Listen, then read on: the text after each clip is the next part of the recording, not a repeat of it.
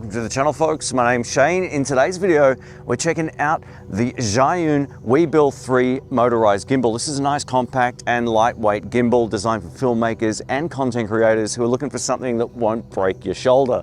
Over the last few years, I've been shooting with the DJI Ronin S, which is a great gimbal, but it's extremely heavy. So it's great to have something that can carry all of the same payload, but is much lighter and more portable in the hand, so that's always a good thing. Now, before we get into this video, a huge thank you to Zhiyun Australia in combination with Aussie Mew for sending this out for the review. I really appreciate it. If you want to check this out, I'll link it down in the description box below. Just to let you know, over the last few videos that you've seen on my channel for lens reviews, I've been using this, so I've had a lot of hands-on experience with it. This will be a full pros and cons review, and as always, I'll give you my thoughts about it at the end. Again, if you want to check this out, I'll link it down in the description box below. Now, if you've never shot with a gimbal before, I'm going to talk about why I love shooting with them. Firstly, it will take whatever style of footage you shoot and turn it into something more cinematic, and this is always a good thing. It allows you to shoot low to the ground a lot easier. You get some overhead shots and much better follow shots without needing to run any of the footage through any type of post stabilization software. Now, you don't have to use a gimbal handheld all of the time. Its second biggest advantage is the joystick we get on the back of the Weebill 3. We can shoot really nice cinematic scenery shots by just leaving it on the table and using the joystick. The joystick is velocity based, so if we move it just a little bit, it's going to move very, very slowly, either up, down, left, or right. Or if we really lock it down hard, it's going to move much faster. This is great for capturing scenery, or if you just want to put it down for a time lapse, you can do that as well. And lastly, if you want to up your slow motion game, shooting with a gimbal makes a lot of sense. Some of the best results I've seen so far for my particular shooting was with this Weebill 3 and my Sony FX3. Let's talk about the ergonomics. The first thing I noticed when I got this out of the box and set it up was how intuitive and easy it was to get going. The trigger button on the front is conveniently located, as is the joystick on the back. Now, you can also operate the joystick with your left hand if you so choose. That's up to you. The screen placement is great on the back, allowing us to see it even outside on a bright sunny day. There's a couple of buttons and dials on this side of the gimbal. To get access to those, you will need to hold the gimbal in your left hand, which brings me maybe to my only complaint of this particular gimbal. It's made for right-handed people, and I'll explain why. The joystick is on this side over here, which makes it really hard for a lefty to get access to, or even if you're just shooting all day with the gimbal in your right hand and you want to switch hands and get access to the joystick, you can't really do it. There's no easy way, so you'll be forced just to use the motion of the gimbal to control the shot, which isn't a huge deal breaker, but definitely worth mentioning. The Weebill 3 also has this really interesting wheel on the front. It allows you to change the horizontal plane of your camera just by using your index finger. You can reset it just by double tapping on the trigger again, and you're good to go. Up next, I want to show you a quick size comparison between my DJI Ronin S and the Weebill 3. As you can see, there's a massive difference in size. If I'm traveling or doing any type of shooting, I'm taking the Weebill 3 just based on the fact it's nowhere near as heavy. Compact form factor and weight aside, there's a lot to love about the Zhiyun Weebill 3. The first thing is we get USB-C charging under here. Now, this gimbal has its own internal battery, and on a single charge, you'll get up to 21 hours of battery life. That's insane. The Weebill 3's maximum payload isn't listed anywhere online, but I tested this with the Sony a7S III, the Sony FX3, the Panasonic GH6, GH5S, and all of my lens combinations, and these motors had no problems whatsoever. So whatever motors they've got in here, they can really support a heavy payload. Would I recommend this for something like a super expensive cinema camera? Probably not, but if you've got a conventional mirrorless camera that is around the same size as any of the ones I've mentioned, odds are you won't have any problems with these motors. One of my favorite features on this gimbal is the built-in LED light. Not only will this go between 10 and 100% brightness just by using this wheel over here, we can also change the color temperature just by using the menu system on the gimbal, which is always a great thing. To turn the LED light on, all we need to do is hold down the wheel on the side. It will then turn on, and it will be on at 10% brightness. Now, to turn it up, we just roll the same wheel up all the way up to 100%. So as you can see, it's quite bright. It's probably blowing out the image on screen here. So this is back at 10%, about 50%, and all the way up. So yeah, it's quite bright. It's a great little addition. If you want to change the color temperature, you push the button in on the side again, and you can change anywhere between 5400 Kelvin all the way down to 2600. If you want to change up the color temperature even more, Zhiyun also include 4 of these little plastic gels. They're magnetic and they just clip onto the front. So we can warm it up that way if we apply a yellow or red one, for example, or we can make it a nice cool blue light by using the blue. The Weebill 3 also has a built-in microphone, which is something I haven't seen on a gimbal up until this point.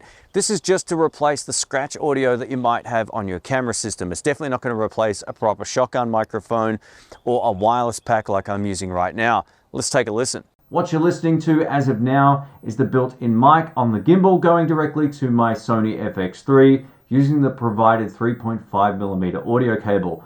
One side of the cable is smaller, that goes into the gimbal, and one side is the standard 3.5mm side that goes directly into each camera.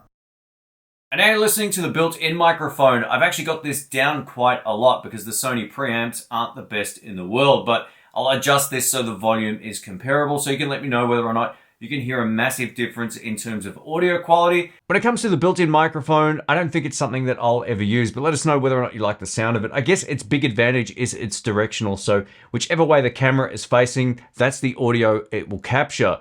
That said though, it had nowhere near the same type of top-end fidelity as the built-in microphone, which kind of had a very brittle and very bassless sound compared to the mic on the front. So a combination of them both would have been good, but a shotgun microphone or wireless system will sound better than both. The Weebill 3 has 4 operational modes. The first is follow mode. So as I go left to right like this, the camera will follow.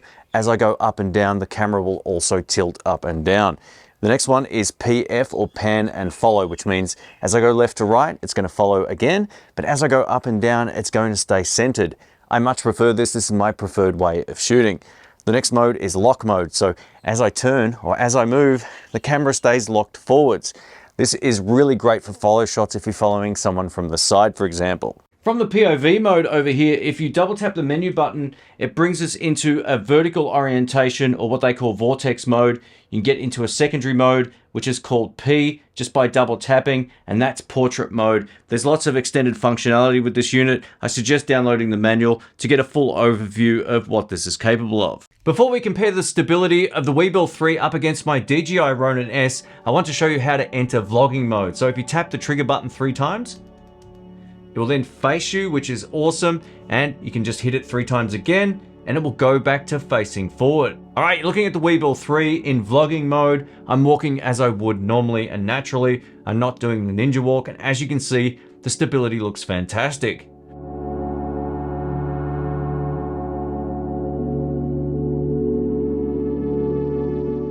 Over to the DJI Ronin S, as you can see now, there's not a lot in it. Being that the DJI is so much more expensive than the price of the Weebill 3, I think the Weebill 3 really stacks up great. Let us know what you think in the comment section. If you're going to be hand holding the DJI all day, it can get very heavy. This is so much more comfortable in the hand and so much lighter. Up next, I'm going to show you how quick and easy it is to set up any camera on the Weebill 3. If we take a look at this base plate that we get right here, there's a hole on the front that faces towards your lens. I'll attach that right now.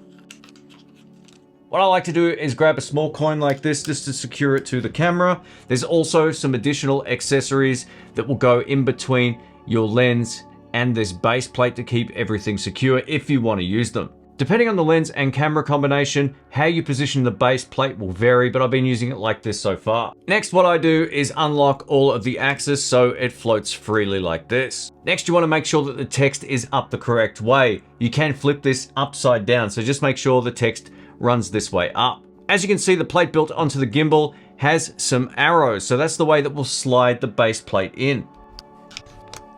With all of the points on the gimbal unlocked, you can see your instruction manual for that. You basically just want to hold here and make sure that the camera doesn't tilt back or forwards. Once you've got that in place, what I do is I lock it right here. Now, if I let go, the camera tilts to the right. So what we need to do is balance it side to side here. Again, just move it slightly and just adjust it, and that looks pretty good. On the back here, there's another lock mechanism. So I'm just gonna hit that lock. And if we let go, it's still just moving slightly. It's pretty close though. Just gonna move it a hair, let go, Boom. As you can see, I balanced that in a moment's notice. Now, the good news is we also get an additional base plate right here, which allows us to quick release from the larger plate. If you want to use that, you can set it up that way. But for what I use normally, I just use the gimbal. This bottom base plate is more than enough. The Weebill 3 is compatible with a whole lot of cameras when it comes to remote shooting. The coolest thing is you get this USB-C cable you can run to your camera and to the back of the gimbal. Then once you've got this set up, you can simply hit the red record button over here. And then you're recording. You can see my tally light is now on. Hit it again. And it's off. No other setup is required. How awesome is that? I'm gonna give you my final thoughts about the Weebill 3 from Zhiyun. A massive thanks to the guys from Zhiyun and OzEmu here in Australia for sending this out for the review. I really appreciate it. I'm gonna give you a list of my pros and cons. So let's start with a couple of things that I don't love about it. The joystick position. I'm left-handed. I play guitar left-handed. If you've seen my other channel, I'm a lefty. So while I got used to using this in my right hand, the joystick position isn't the best for me personally. This is where I much prefer the Ronin S that has that generic centered position, but you don't have an LCD screen on the DJI. So seeing all of your settings and customizing the gimbal makes it far easier on here. You don't need to go breaking out the phone app for everything. So I much prefer just having the screen on the back at the expense of it not being a great left-handed gimbal. But if you like to shoot right-handed most of the time, then you're gonna be in luck. This is an absolute pleasure to use in terms of its ergonomics and overall feel. If you want to download the free app for the Weebill 3, it will allow you to control the gimbal in its entirety via the app on your phone. So you can pan, tilt, do all that kind of stuff with it, adjust the motor strength, speed, and all of those other extended features. If you're new to shooting on a gimbal, this is one of the easiest ones to set up so far. It's much easier to configure than the DJI Ronin S. It's also far easier to rebalance once you take everything off. So